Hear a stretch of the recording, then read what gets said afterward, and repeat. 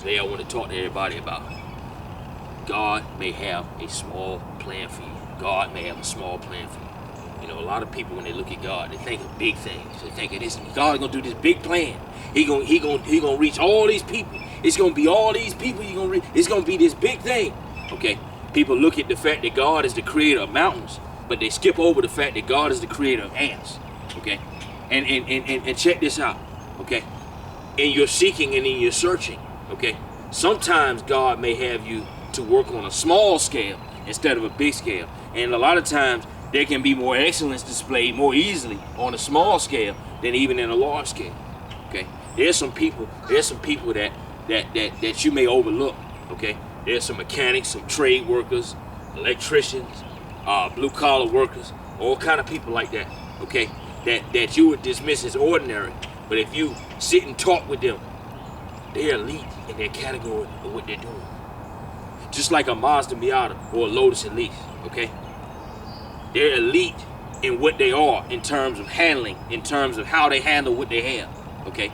But those particular cars are excellent because they're so small, because they're so lightweight, okay? And so sometimes it's the same with particular people, okay? But check this out. Sometimes a person can mess themselves up because they adding big plans on a small frame, okay?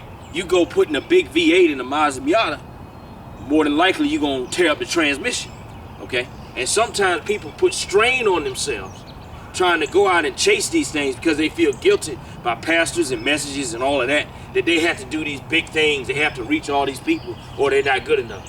But guess what? In real life, sometimes it take a whole lot more hard work to maintain a couple of people, to reach a couple of people very well, to disciple just a couple of people very well. It take a whole lot more effort. It take a whole lot more strain. It take a whole lot more care to lead them to Christ or get them to a place where they better off than where they were. Okay? And so if you're in a position where you're doing that, don't despise yourself where you're at. Don't despise yourself where you at. God has a plan for you too. And it might be small. And if that's the case, okay, if that's the case, you be excellent where you at. Because here's the reality. Just like the ants, okay? When the ants team up together, when the people team up together, when you get a couple of people that focus on what they're doing and they're faithful in their own square, that's what can really change things. And it has a whole lot of power behind it. So when people focus on that and they do that, don't despise what you're doing. Because if you're somebody that's doing the best you can, you raising your family, you know, you paying your bills, you doing what you had to do, guess what? There's thousands of people behind, but beside you, that's not reaching nobody at all. That's not doing right at all. That's not displaying excellence at all.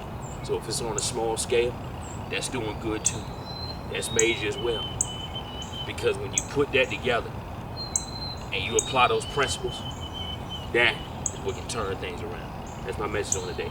You take care.